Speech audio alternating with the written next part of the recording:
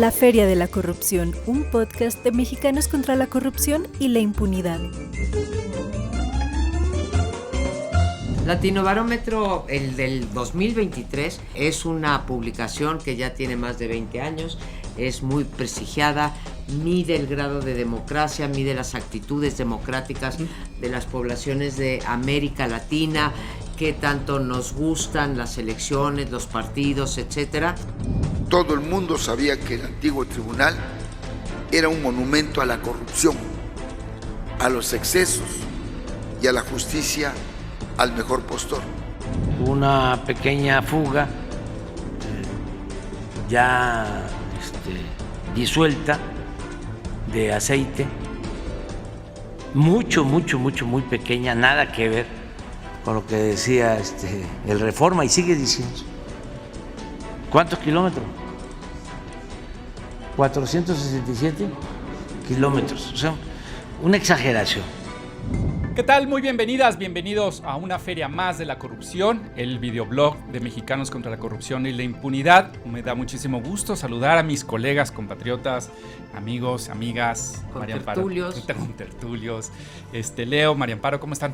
Muy bien, listos para que nos marques línea. Leo, listo ¿todo para bien? alegrar la tarde. Eso, oigan, pues hoy vamos a hablar de varias cosas. Mediciones latinoamericanas sobre democracia, albazos vacacionales en Oaxaca, ¿no? Que siempre sucede. María Amparo nos va a dar un recuento sobre eso también. Y también las mentiras de Pemex. Tiramos poquito diciendo del derrame de petróleo en el Golfo de México. Es decir, está cargadita la agenda. Vamos a empezar, María Amparo. Sale el Latinobarómetro, que creo que tenemos que explicar brevemente qué es, para qué es.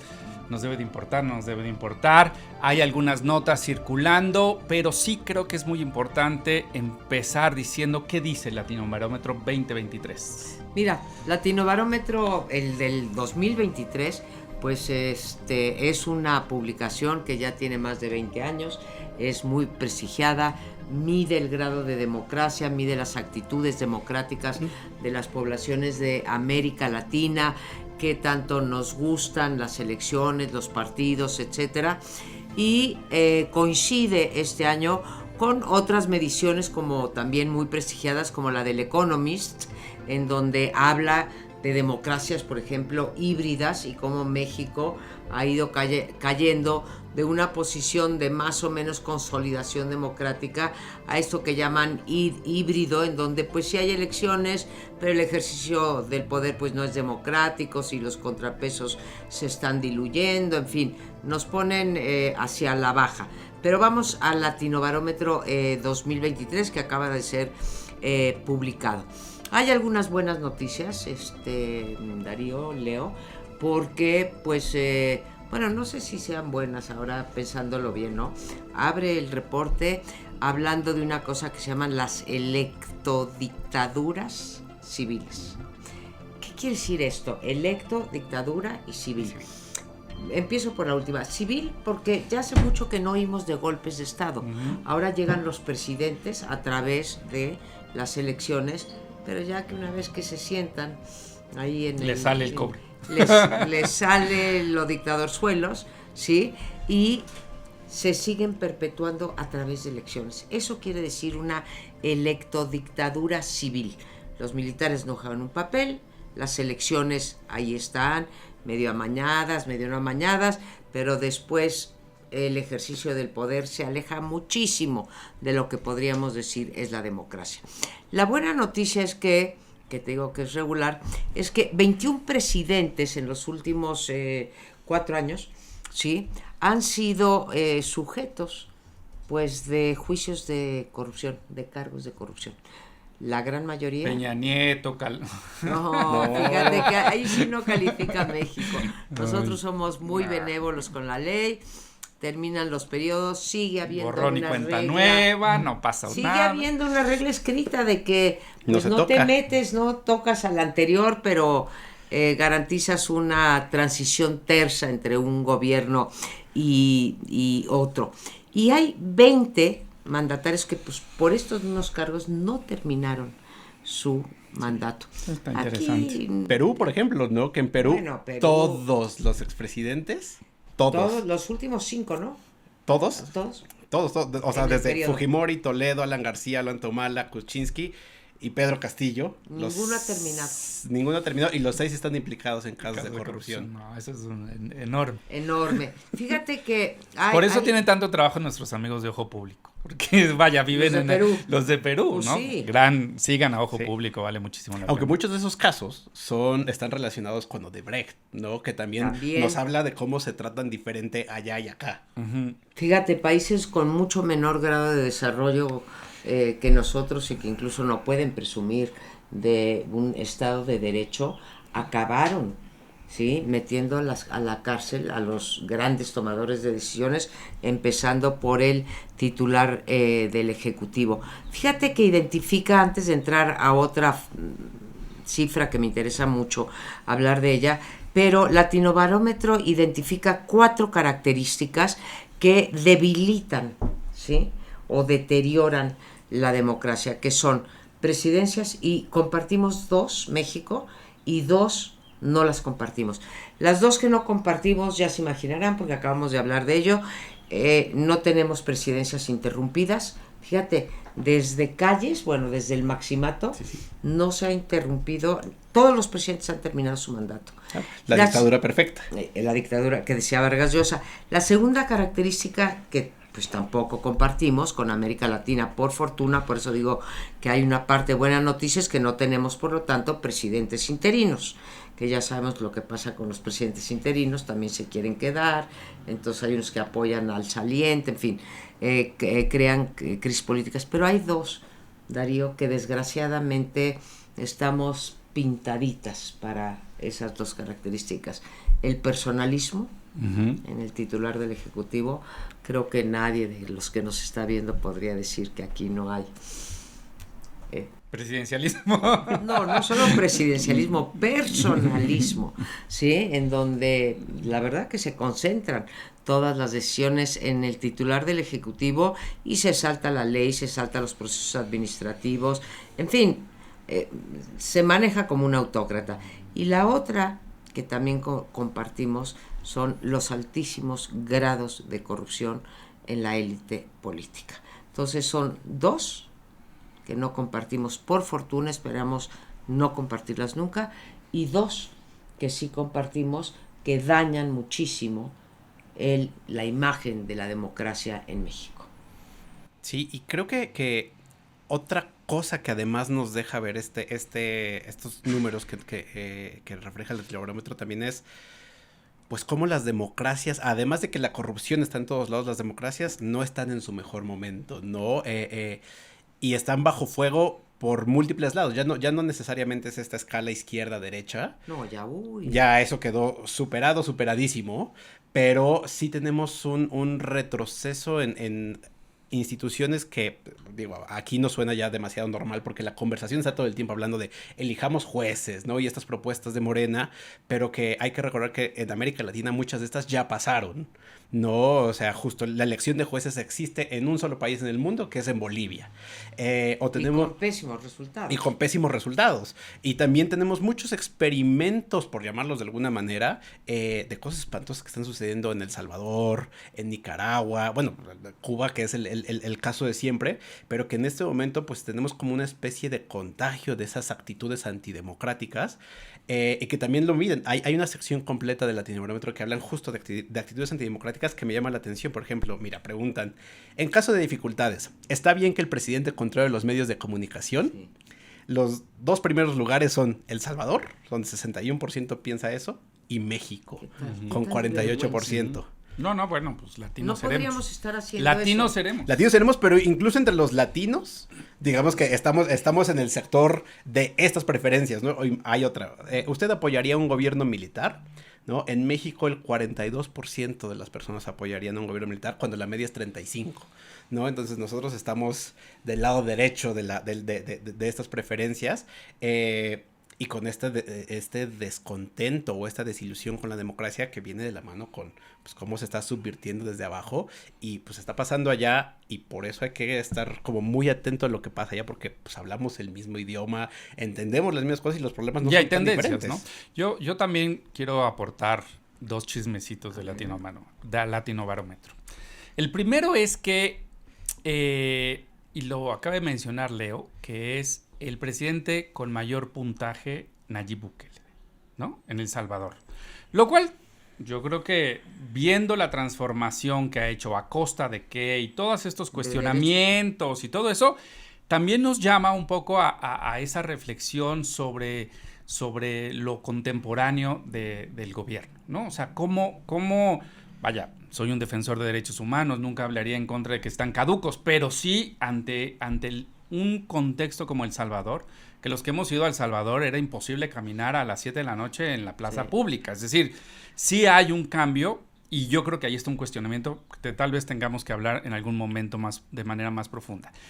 Y lo otro... No queremos un... No, pero, o sea, este instrumento que ustedes tanto han estudiado y lo ven, tú estás escribiendo en Excelsior sobre esto también, entonces creo que también nos arroja unas cosas como focos rojos de decir, ojo con lo que la opinión pública también está contento. Y lo otro, que también me parece ya muy, muy simpático, es que de los peores presidentes son de Ecuador y de Perú, ¿no? Los peores evaluados, que tienen los mismos niveles que Peña Nieto en su último gobierno. Y luego llega López Obrador. Entonces, también digo, mira, ahí hay mediciones que nos dan como mucha luz sobre procesos sociales, ¿no? Qué bueno que lo dices. Fíjate que yo no había reparado en esta última reflexión que dices, pero sí, nos habla mucho de quiénes somos y qué tan dispuestos estamos a enfrentar ciertas conductas absolutamente antidemocráticas. ¿Qué es lo que pasa con El Salvador y Bukele? Pues que la gente está contenta porque en efecto, antes cuando tú fuiste no podías caminar por la calle a las 7 de la noche y ahorita sí. El grueso de la población no sabe lo que hay atrás. Claro, en un estado de emergencia ahora, es decir, si traes tatuajes, si eres también. O que si eres prensa, sociedad civil, ¿no? Te avientan ese mismo escenario para detenerte arbitrariamente. Entonces, que es muy semejante a lo de López Obrador hablando en contra de la sociedad civil y la prensa crítica. Es decir, ahí hay otra vez similitudes con que estos instrumentos nos pueden arrojar, ¿no? O Nicaragua, perdón. No, es que hablabas tú hace rato de coincidencias de contagio. Hablabas de México por parte de los otros países de América Latina. Hay uno que no mencionaste, Leo, y que yo lo estoy viendo de manera ominosa en el caso de México, ¿sí? Que María Amparo, ya para esas alturas ya... ¿Qué? Cerca al micrófono. Ok, ya. Repito, que lo estoy viendo con gran preocupación. Guatemala es el caso. Tuvo elecciones a principios de este año, en el primer trimestre. ¿Qué es lo que hizo el presidente de Guatemala?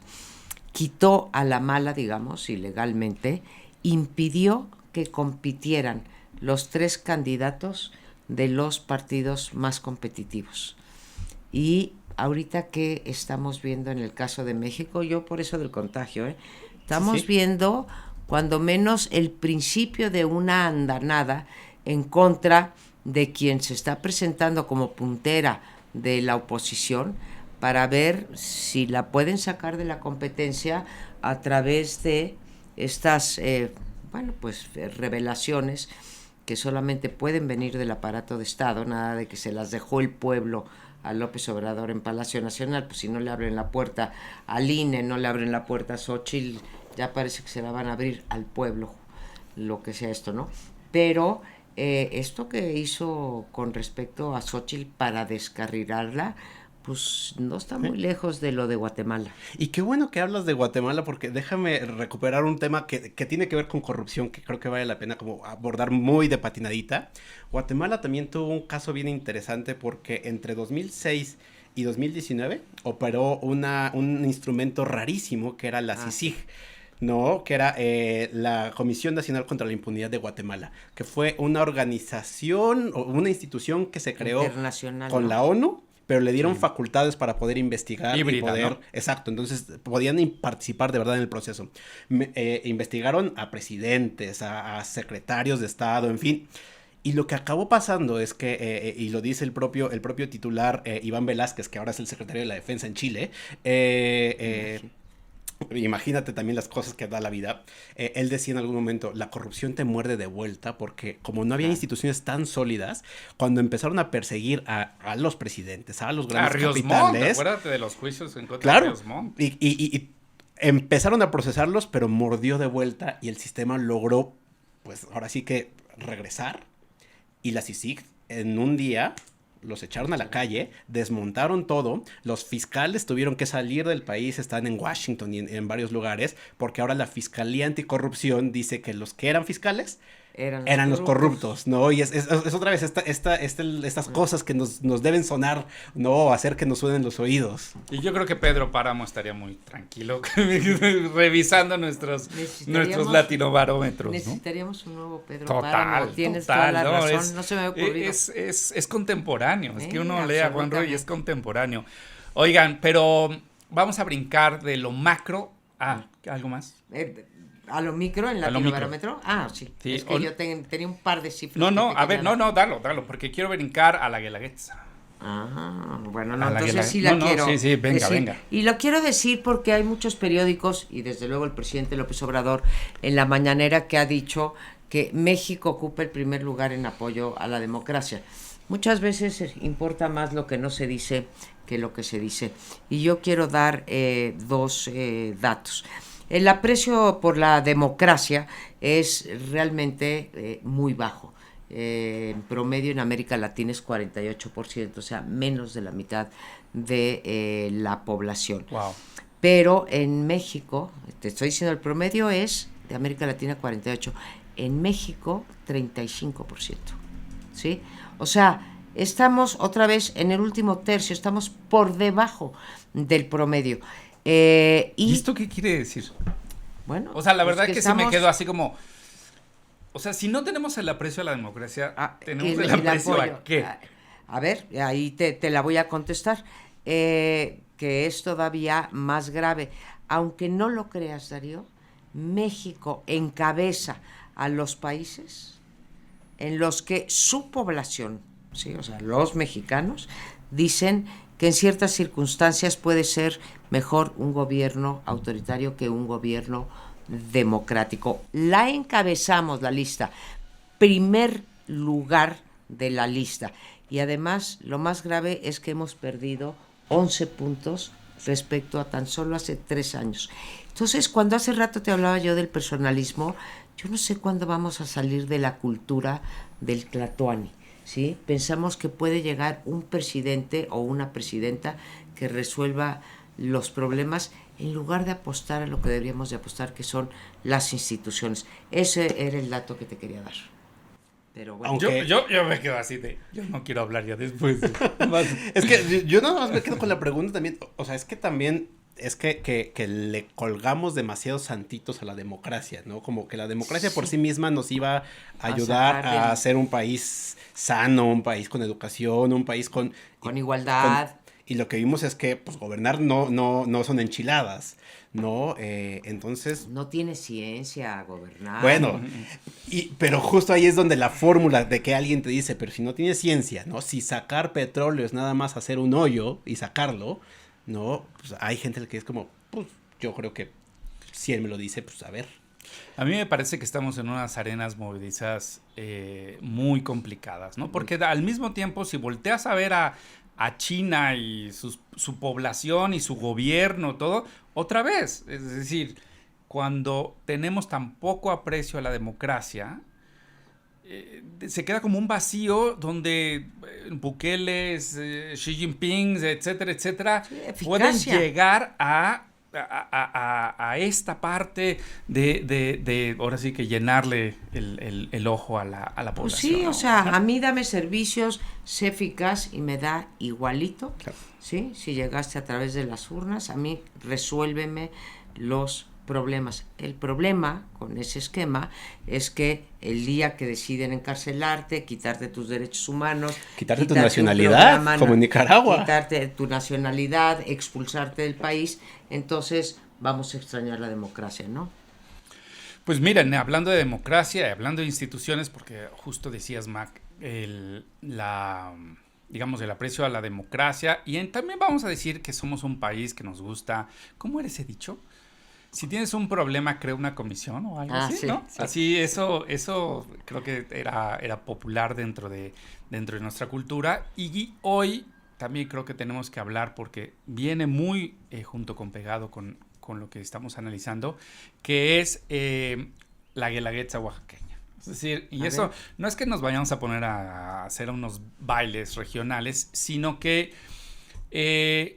recientemente hay un gobierno de Morena, ¿no? Que después de muchísimos años fundado el Estado en esa cepa priista, ahora en un albazo vacacional, el gobernador y sus secuaces morenenses en el Congreso local sustituyen al Tribunal de Justicia Administrativa, es decir, lo borran, quitan a los magistrados que tenían, nombran nuevos magistrados muy cercanos al gobernador, y todo esto bajo un manto de silencio, un manto de que quién sabe qué está pasando, el discurso muy López Obradoreño, es decir, esto es porque estaban gastando mucho dinero, ¿no? Sí. No importa si están haciendo bien o no su trabajo, no importa que eran imparciales los jueces, si es que lo eran, yo tampoco puedo meter las manos al fuego, pero otra vez como que esas réplicas de diálogo presidenciales de repente vemos como ¡pum!,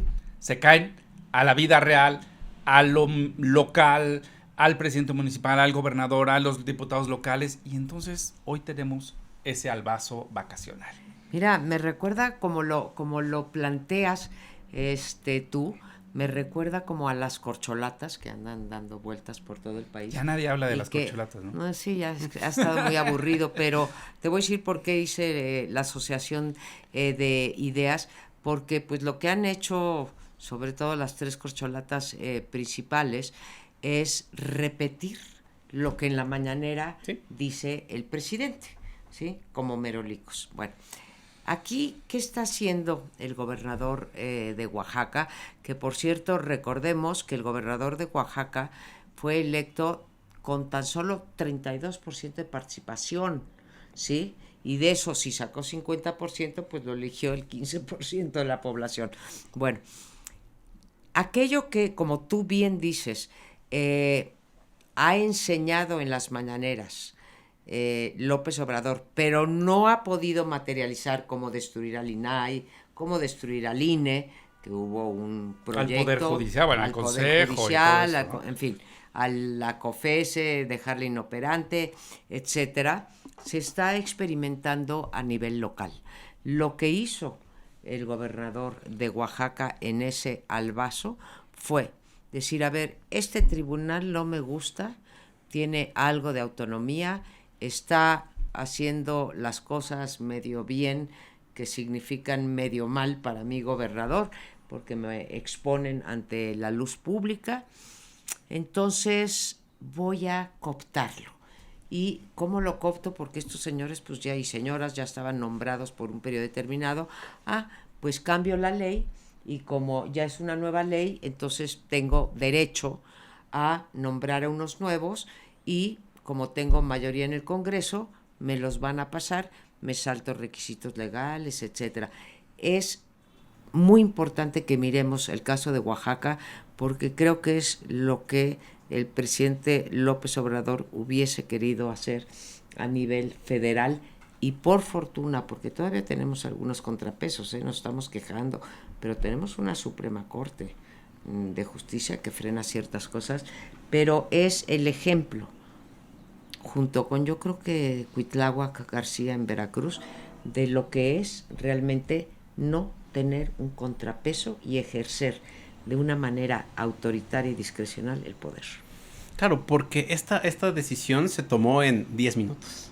10 minutos duró la votación, ¿no? Entre que se presentaba la votación, como era una sesión híbrida, duró 10 minutos, se aprobó, Y creo que vale la pena también, o sea, como dar un pasito atrás para explicarle al auditorio, ¿no? Justamente que lo preocupante de esto es que pues, en cierta medida el Tribunal de Justicia Administrativa trata, ¿no? Entiendo que obviamente haya según eso, ¿no? Pero trata de ser un freno cuando hay una arbitrariedad por parte de la propia autoridad, ¿no? O sea, si de repente hay una irregularidad con una expropiación, ¿no? Con un cambio de uso de suelo, con alguna multa, con algún problema que tenga que ver con la actuación del gobierno, como el ciudadano lo puede controvertir es a través del Tribunal de Justicia Administrativa, ¿no? Porque si me pusieron una multa que no debían.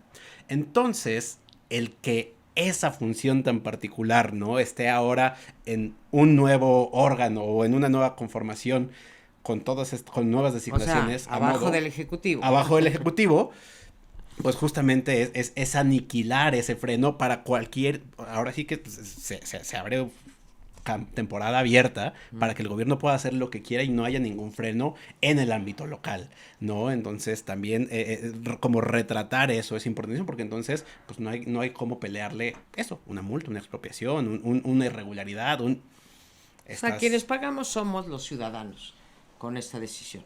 Claro, pero... Quedamos desprotegidos. Y creo que justamente lo que muchos hemos defendido es la división de poderes. Es decir, lo acabas de decir con la Suprema Corte, cómo nos pone como si ganara la selección cuando le dan palo en la Suprema Corte al gobierno de López Obrador o cualquier otro. O sea, una ilegalidad. Creo que eso nos lleva a una decisión de estamos ante un terrible tentación de la falta de división de poderes, ¿no?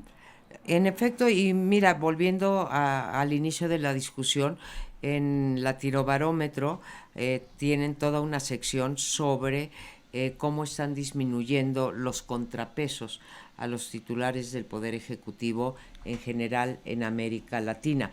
Eso es una tendencia, por eso se habla de que hay una recesión democrática en América Latina. Esa recesión consiste fundamentalmente en la desaparición de estos contrapesos. El gobernador de Oaxaca acaba de eliminar uno muy importante que, insisto, sí le importa a usted, sí te importa a ti que nos estás viendo, porque a los oaxaqueños los deja desprotegidos frente a las arbitrariedades del gobernador. Y creo que esa es justamente la tendencia. Pero vamos con una nota más alegre para ir terminando y cerrando el programa. Sí, ¿Tú? muy alegre. Sí. Esto es, aquí vamos a hacer otra vez otro bailecito. Pemex mintiendo sobre el derrame que hubo en el Golfo de México. Y yo les digo, para los que no están muy al tanto, voy a dar una muy breve sinopsis. La semana pasada, organizaciones de la sociedad civil, SEMDA, Greenpeace, sacan un comunicado, muchas otras, pero cito esas dos, sacan un comunicado diciendo hubo un derrame de 400 kilómetros cuadrados en el Golfo de México, ¿sí? Pues todo el mundo así, vaya en todos los noticieros, oye, ¿cómo que está? ¿Ah? Sí, eso pasa.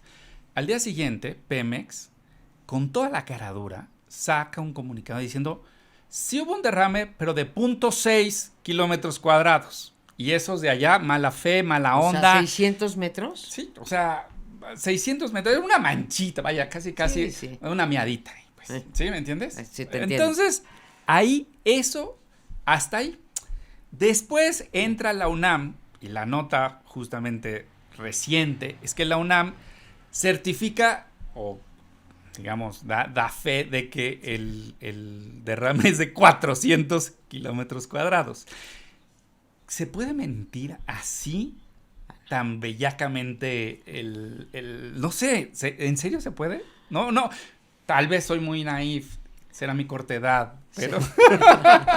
¿Se puede? No sé, pues es que yo... Se puede y se hace, se miente abiertamente, ya no solamente cito a Luis Estrada de Spin, en donde te habla de cuántas mentiras dice diariamente el presidente, pero esta sí es, vaya, de unas dimensiones realmente, o sea, otra vez no se acaba mi capacidad de asombro. Lo está diciendo la UNAM, incluso está diciendo que es posible que llegue a Estados Unidos ese derrame, y se para el presidente con gran aplomo en la mañanera a decirnos lo que tú dices, son 6.6 kilómetros, ¿no? Para que se den una idea, yo le creo a la UNAM, le creo a las organizaciones, a las fotos, ¿no? Creo que ese es el tema, o sea, hay fotografías satelitales donde a las fotos se lo ve. ves. A ver, la dimensión, Pero la pueden pimpear, doctor. O sea, tampoco se me haga tan iluso. La dimensión de esto es, según nos dicen, la mitad de la zona metropolitana de Guadalajara, o más cercano para los chilangos, toda la Benito Juárez. Imagínense a toda la Benito Juárez como una alberca de petróleo o de chapopote de ese tamaño, de esa envergadura. Estamos hablando, y el presidente no solo no lo acepta, sino dice que son los medios de manipulación que queremos descarrilar a su gobierno, los que estamos, como el derrame, estamos derramando esta especie. Ahora, yo nada más quería te estaba contando de una anécdota, digo, no es anécdota mía, pero sí. es vieja, es interesantísimo porque justo también ya hemos visto esto en otros momentos, ¿no? Uno de los más grandes derrames petroleros que pasó en los 70, la reacción del gobierno de López Portillo en ese momento fue exactamente la misma, ¿no? Cuando salieron las noticias fue como, no pasa nada, ¿no? Y en ese momento, con la tecnología, pues no había tantas imágenes satelitales. Durante mucho tiempo ganaron la conversación hasta que ganó Gutiérrez Vivó, que ni yo sé por qué es ese nombre, pero... Yo sí, a mí sí me tocó. Gutiérrez Vivó, que era este presentador de noticias de radio, ¿no? Agarró su helicóptero, bueno, porque tenía el helicóptero de Radio Red, y fue directamente arriba y salieron las tomas, ¿no? Y entonces eso como que trastornó la opinión pública porque fue como de, pues ahí está, ¿no? O sea, lo estás viendo, obviamente no puedes esconderlo. Ahora hemos llegado a esta separación tan extrema de la posverdad y toda esta discusión, que justo a pesar de que tengas la fotografía, a pesar de que tengas a la UNAM, a pesar de que ahora sí que podrían llevarle el petróleo así y él diría que lo suban en su helicóptero.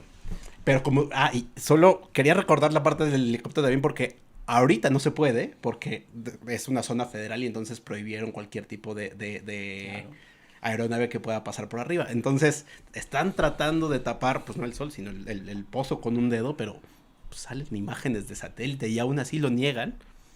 No, y creo que ese es justamente lo que tú dices, Mac, de cómo pueden mentir así tan relajadamente, llamémosle de una manera, ¿no? Sí. Y déjame, solo recupero una más de Pemex, porque creo que es importante recordar cuando nos mienten abiertamente, porque por ejemplo en Pemex ya se acabó el huachicol, ¿no? Fue esta gran declaración al inicio del sexenio y lo ha repetido múltiples veces. Hace unas cuantas semanas salió la actualización de los datos de 2022 y entonces en los primeros 4 años y medio del sexenio pasado habían sucedido 6,873 piquetes, ¿no? Tomas clandestinas. Ahora son 13,946. Un incremento de 103%.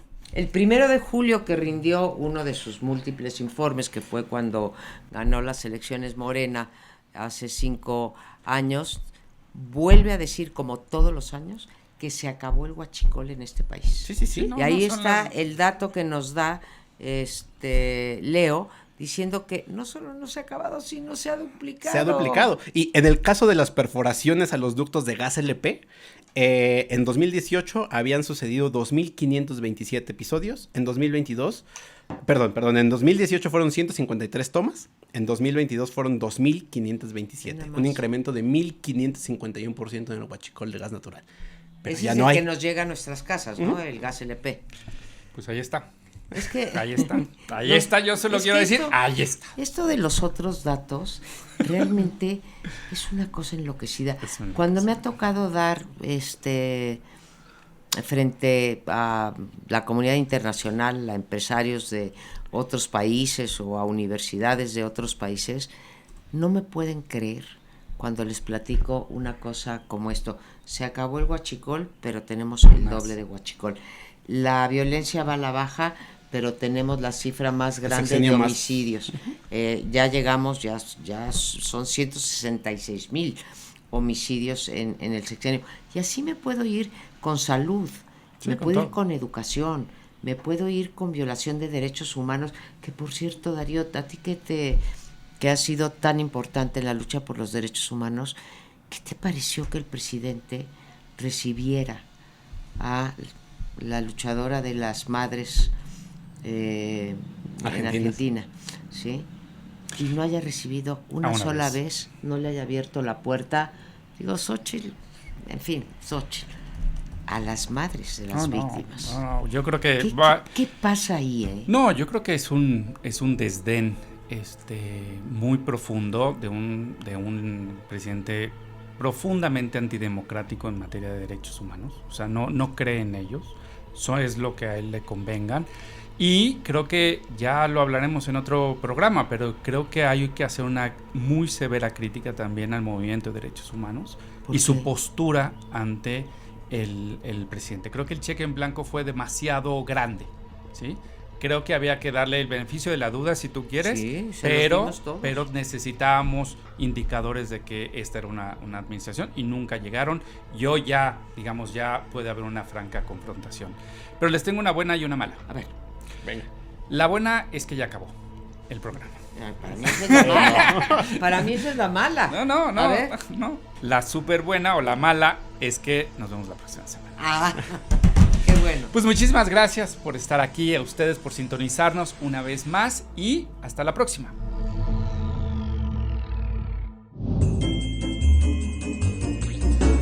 La Feria de la Corrupción, un podcast de Mexicanos contra la Corrupción y la Impunidad.